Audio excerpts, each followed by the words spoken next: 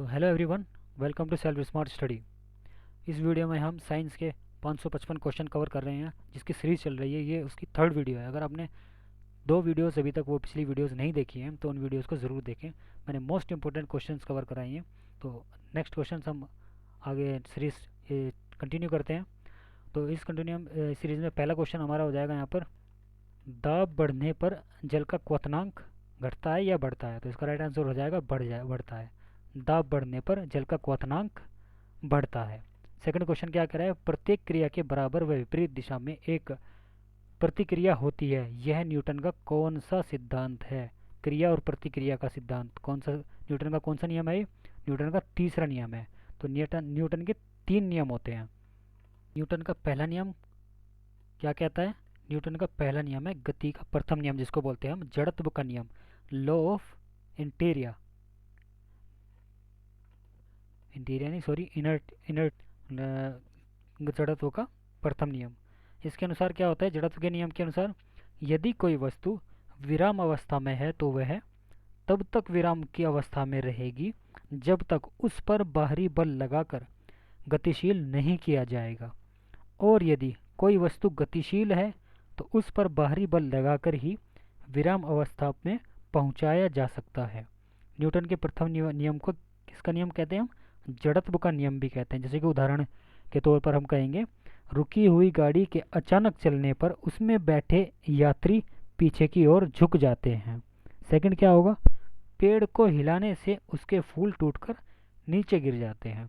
तो ये उदाहरण एग्जाम में आते हैं। वो आपसे पूछेंगे कि रुकी हुई गाड़ी को अचानक से चलने से यात्री पीछे की ओर क्यों झुक जाते हैं? तो इसमें कौन सा नियम है न्यूटन का? तो न्यूटन का इसमें प्रथम नियम है, जिसको बोलते हैं हम जड़त्व का नियम। न्यूटन का सेकंड नियम क्या है? गति का द्वितीय नियम बोलते हैं, जिसको हम संवेग का नियम, जिसको कहते हैं लॉ ऑफ मोमेंटम।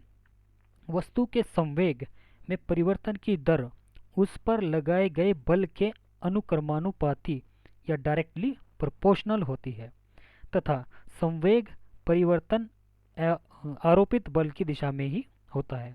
उदाहरण के तौर पर हम बात कहेंगे, जब कोई क्रिकेट का खिलाड़ी होता है, तेजी से आती हुई गेंद को कैच करता है, कैच करते समय क्या करता है? वो अपने हाथ को पीछे की तरफ खींच लेता है। तो इसमें कौन सा लगा? गति का नियम कौन सा लगता है यहाँ पर? सेकंड नियम लगता है। तो वो खींचने का कारण क्या होता है? इसके खींचने का कारण होता है कि ताकि उसको चोट कम लगे। और थर्ड, गति का तीसरा नियम हमने इसके ऊपर डिस्कस किया है, इसको कहते हैं क्रिया प्रतिक्रिया का नियम, rule of action and reaction. इस नियम के अनुसार प्रत्येक क्रिया के बराबर तथा विपरीत दिशा में प्रतिक्रिया होती है। इस नियम को क्रिया प्रतिक्रिया का नियम कहते हैं हम। ये न्यूटन का थर्ड नियम है। उदाहरण के तौर पे हम बात करेंगे, बंदूक से गोली छोड़ते समय पीछे की ओर हमें झटका लगता है। और सेकंड हो जाएगा यहाँ पर रॉकेट का आगे बढ़ना। जैसे जब रॉकेट आगे बढ़ता है तो वो पीछे की ओर बल लगा करके रॉकेट आगे बढ़ता है। तो इसके उदाहरण हो जाएंगे ये न्यूटन के तीसरे नियम के। तो नेक्स्ट क्वेश्चन क्या कह रहा है? तांबा, जिसको कॉपर भी कहते हैं, का शत्रु तत्व है। शत्रु एक तरह से कहेंगे दुश्मन। तांबे या कॉपर का दुश्मन कौन है? गंधक। गंधक है यहाँ पर। तो नेक्स्ट क्वेश्चन पर चलते हैं हम। निम्नलिखित में से किसमें ध्वनि की चाल सबसे अधिक होती है? मोस्ट इंपॉर्टेंट क्वेश्चन है ये। इस्पात में ध्वनि की चाल सबसे अधिक होती है। फिफ्थ क्वेश्चन की बात करते हैं। एक व्यक्ति घूमते हुए स्टूल पर बाहें फैलाए खड़ा है। एकाएक वह बाहें सिकोड़ लेता है तो स्टूल का कोणीय वेग क्या होगा? बढ़ जाएगा।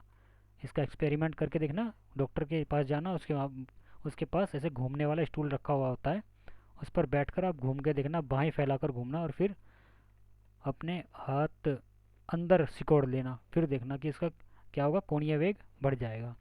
तो चंद्रमा पर एक बम विस्फोट होता है, इसकी आवाज़ पृथ्वी पर सुनेगी या नहीं सुनेगी?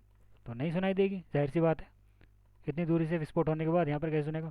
तो चंद्रमा पर वायुमंडल न होने का कारण क्या है? पलायन वेग। यदि किसी सरल लोलक की लंबाई 4% बढ़ा दी जाए तो उसका आवर्तकाल क्या होगा? 2% बढ़ जाएगा। तो उसका 0.5% बढ़ जाएगा। क्वेश्चन नंबर 9 क्या कहता है?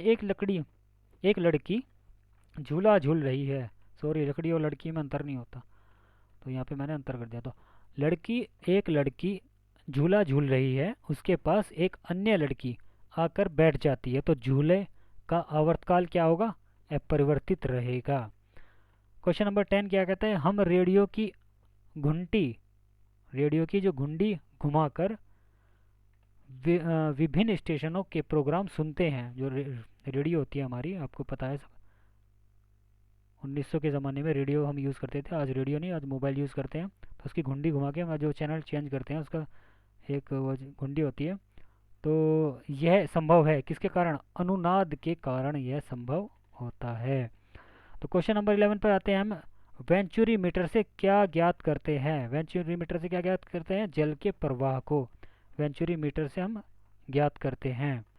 यहाँ पर हमने वेंचुरी मीटर आया है, तो अगर हम बात करें अल्टीमीटर, अल्टीमीटर से क्या मापते हैं हम?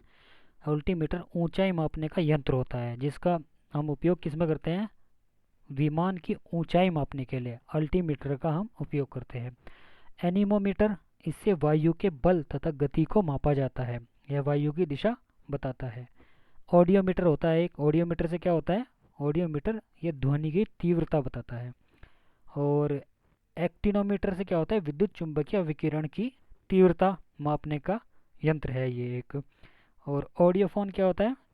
इसे लोग सुनने में सहायता लिए कान में लगाते हैं, इसे सुनने के लिए कान के एक ऑडियोमीटर आप जानते हैं ऑडियोफोन क्या होता है। और बैरोग्राफ क्या होता है? यह वायुमंडल के दाब में होने वाले परिवर्तन लगातार मापता रहता है और स्वतः इसका ग्राफ भी बना देता है। बैरोमीटर से क्या मापा जाता है?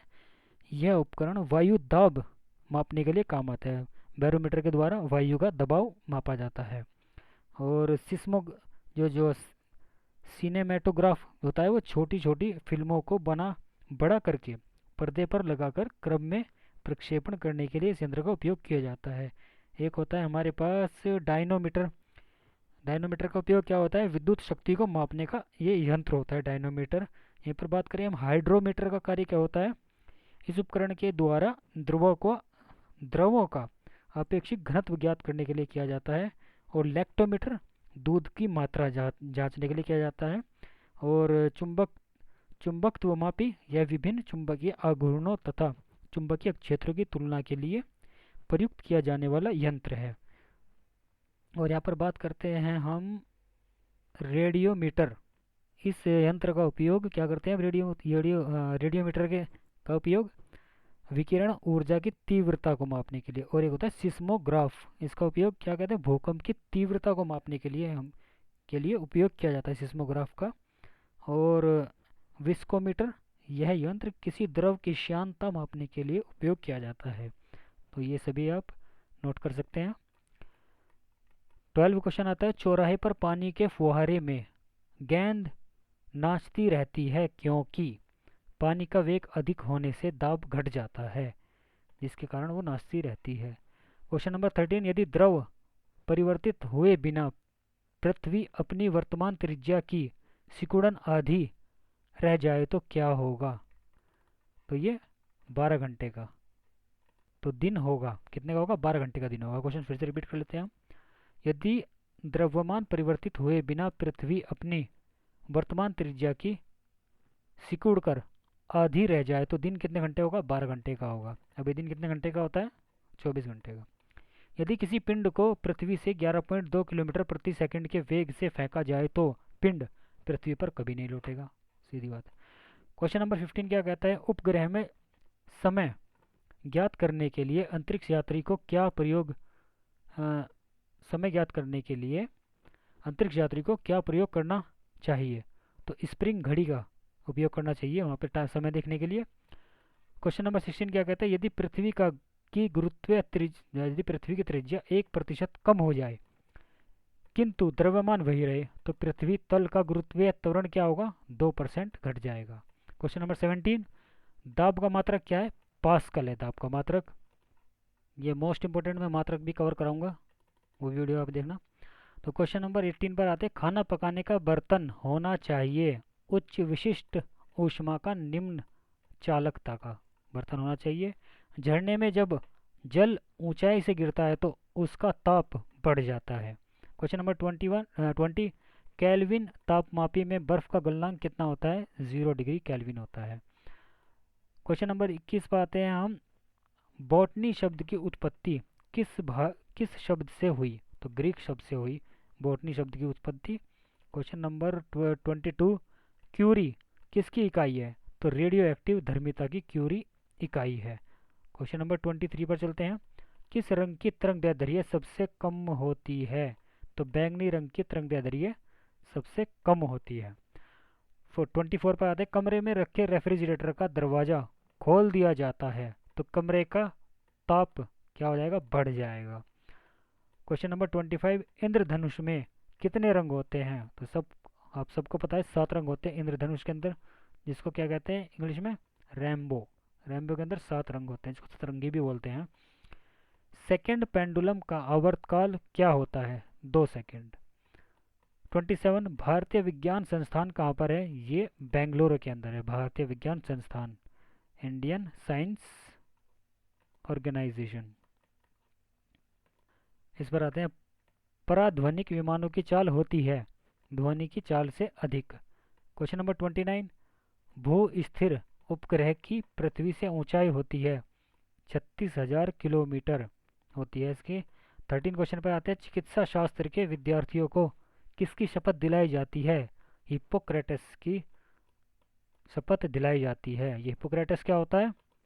तो भारत में मेडिकल छात्र अपनी मेडिकल की पढ़ाई पूरी करने के बाद जब ग्रेजुएशन सेमिनार के दौरान हिप्पोक्रेटिक ओथ या जिसको हिप्पोक्रेटिक शपथ बोलते हैं वो लेते हैं, जिसके तहत उन्हें कुछ नियमों का आजीवन पालन करना होता है। इस शपथ का संबंध यूनान के हिप्पोक्रेट्स नाम के एक बहुत बड़े चिकित्सक से है, जिन्होंने डॉक्टरों के लिए कुछ जरूरी गाइडलाइंस बनाई थी। बी तो वो क्या गाइडलाइंस होती है? तो 460 से 477 ईसा पूर्व के दौरान यूनान में वेस्टर्न मेडिसिन के जनक हिप्पोक्रेट्स ने डॉक्टर्स के लिए कुछ सिद्धांत बनाए, जिनकी शपथ डॉक्टर्स को उनके ग्रेजुएशन सेमिनार के दौरान दिलाई जाती है। समय बदला, दौर बदला, इन सिद्धांतों को हिप्पोक्रेटिक शपथ नाम दे दिया गया। बदलते वक्त के साथ इस शपथ में कई जरूरी और हितकारी संशोधन किए गए। अब इस शपथ को चरक शपथ के नाम से जाना जाता है, लेकिन इस पर असहमति और सहमति दोनों जताई जा रही है। इस शपथ के कई रूप हैं, जिसमें सबसे ज़्यादा इसके ग्रीक भाषा में लिखे सिद्धांतों को पालन किया जाता है। तो कई जगह पर जिनेवा घोषणा, डिक्लेरेशन ऑफ जिनेवा या मेमोनाइट्स की शपथ, ओथ ऑफ मेमोनाइट्स दिलाई जाती है। हालांकि नाम अलग है, लेकिन सिद्धांत दोनों ही हिप्पोक्रेट्स हैं। दुनिया के हर मेडिकल कॉलेज में डॉक्टरों को ये शपथ दिलाई जाती है और ये शपथ लेना बहुत ज़रूरी होता है। चरक शपथ लेने के अलावा सभी एमबीबीएस फ्रेशर्स को 10 दिन तक दिन में 1 घंटे की योगा ट्रेनिंग करानी होती है। शपथ की शुरुआत ग्रीक देवता अपोलो की शपथ से होती है। इस शपथ के दौरान डॉक्टर्स कई बातों को आजीवन करने के लिए और न करने की कसम लेते हैं। जैसे एक डॉक्टर को अपने ज्ञान और समझ को दूसरे डॉक्टर से साझा करना इस शपथ के अंतर्गत आता है। वो वहीं दूसरी कसम ये होती है कि कभी भी कोई डॉक्टर अपने उपचार का गलत इस्तेमाल नहीं करेगा। वो हमेशा मरीज की भलाई के लिए ही अपनी शिक्षा का इस्तेमाल करेगा। साथ ही न तो गलत दवा देंगे और न ही गर्भपात करेंगे। लेकिन बदलते दौर की मांग को देखते हुए शपथ में कुछ संशोधन किए गए ताकि समाज और समाज के लोगों के हित में काम किया जा सके। इसके अलावा ये भी शपथ लेते हैं कि अगर किसी डॉक्टर से मरीज का इलाज नहीं हो पा रहा है तो वो अपनी स्वेच्छा से दूसरा डॉक्टर या विशेषज्ञ को सर्जरी या इलाज करने की अनुमति देगा। हिप्पोक्रेटिक शपथ के दौरान डॉक्टर्स ये भी कसम खाते हैं कि वो अपने मरीज की डिटेल्स किसी को भी नहीं देंगे, उसे गोपनीय रखेंगे। डॉक्टर कभी भी उसकी स्थिति या उसके इलाज के तरीके को किसी से भी शेयर नहीं करेंगे। हालांकि हिप्पोक्रेट ओथ को चरक शपथ में बदलने के निर्णय पर लोगों ने भी अपनी खूब प्रतिक्रियाएं दी हैं। कुछ लोगों ने इस बदलाव की सराहना की है तो कुछ लोगों ने बदलाव की निंदा की है। तो आपने देखा होगा थ्री इडियट्स में वो आमिर खान करीना कपूर से बोलता है कि तुमने एक हिपोक्रेट्स ओथ खाई है, चलिए मेरे फ्रेंड के फादर की हालत सीरियस है, तो वो स्कूटी पर लेके उसको जाता है। तो ये होती है, वो होती है कि हिपोक्रेट्स ओथ। तो नेक्स्ट क्वेश्चन पर चलते हैं, क्या होता है नेक्स्ट क्वेश्चन, क्या कह रहा है। कार में रेडिएटर का क्या कार्य होता है? तो इंजन को ठंडा करने का कार्य होता है कार के अंदर जो रेडिएटर लगा होता है। क्वेश्चन नंबर 32, मनुष्य के शरीर के ताप होता है, मनुष्य के शरीर का ताप कितना होता है? 37 डिग्री सेल्सियस और 98.4 डिग्री फ़ारेनहाइट। ओके। कई बार क्वेश्चन आ जाता है कि डिग्री केल्विन को डिग्री सेल्सियस में बदलिए। तो डिग्री केल्विन को डिग्री सेल्सियस में बदलने के लिए क्या करेंगे, अगर कोई वैल्यू डिग्री केल्विन में दी गई है तो उसके अंदर 273 से आप प्लस कर दें, 273 273 इसमें प्लस कर दें, तो वो डिग्री केल्विन में कन्वर्ट हो जाएगी। नहीं, अगर सेल्सियस में दी हुई है और उसे केल्विन में कन्वर्ट करना है तो यहाँ पर हम क्या कर देंगे, 273 प्लस कर देंगे तो वो डिग्री केल्विन में कन्वर्ट हो जाएगी। और अगर डिग्री सेल्सियस में बदलने के लिए दिया जाए तो डिग्री केल्विन में जो भी वैल्यू दी गई है तो उस डिग्री केल्विन में से हम 273 को माइनस कर देंगे तो वो डिग्री केल्विन में कन्वर्ट हो जाएगी। तो अगर डिग्री सेल्सियस से डिग्री फ़ारेनहाइट में बदलना है या डिग्री फ़ारेनहाइट से डिग्री सेल्सियस में बदलना है तो उसका फॉर्मूला क्या होगा, ये मैं यहाँ पे लिख देता हूँ।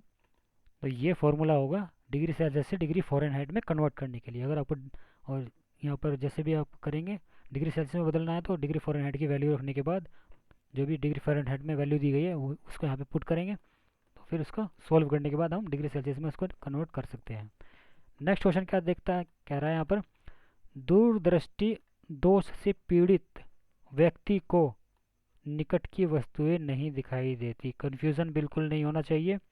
अगर किसी व्यक्ति को दूरदृष्टि दोष है तो उसे निकट की वस्तुएं दिखाई नहीं देगी। ये नहीं समझना है कि अगर दूरदृष्टि दोष है तो उसे दूर की वस्तुएं दिखाई नहीं देगी, ऐसा नहीं होगा। दूरदृष्टि दोष है तो उसे निकट की वस्तुएं दिखाई नहीं देगी, अगर निकट दृष्टि दोष है तो उसे दूर की वस्तुएं दिखाई नहीं देगी। ये ध्यान रखना है आपको। नेक्स्ट क्वेश्चन पर चलते हैं। किताब के ऊपर रखे किसी लेंस को ऊपर उठाने पर यदि मुद्रित अक्षरों, जो छपे हुए अक्षर हैं, का आकार बढ़ता हुआ दिखाई देता है तो वो कौन सा लेंस है? उत्तल लेंस है। नेक्स्ट क्वेश्चन पर चलते हैं। यदि किसी लेंस से अक्षरों का आकार छोटा दिखाई देता है तो कौन सा लेंस है उसके अंदर? अवतल लेंस लगा हुआ है। तो तारे टिमटिमाते हैं किसके कारण? अपवर्तन के कारण तारे टिमटिमाते हुए हमें दिखाई देते हैं। क्वेश्चन नंबर 37, निम्नलिखित में से कौन सा एक आवेश रहित कण है? तो आवेश रहित कण कौन सा है? न्यूट्रॉन। न्यूट्रॉन के ऊपर कोई भी आवेश नहीं होता। प्रोटॉन के ऊपर क्या होता है? पॉजिटिव आवेश होता है और इलेक्ट्रॉन के ऊपर निगेटिव आवेश होता है। 38 क्या कहते हैं? पौधों की आंतरिक संरचना का अध्ययन कहलाता है शारीरिकी। आंतरिक अध्ययन कहलाता है। क्वेश्चन नंबर 39, निम्न में से किस रंग का अपवर्तनांक सबसे अधिक होता है? तो बैंगनी रंग का अपवर्तनांक सबसे अधिक होता है।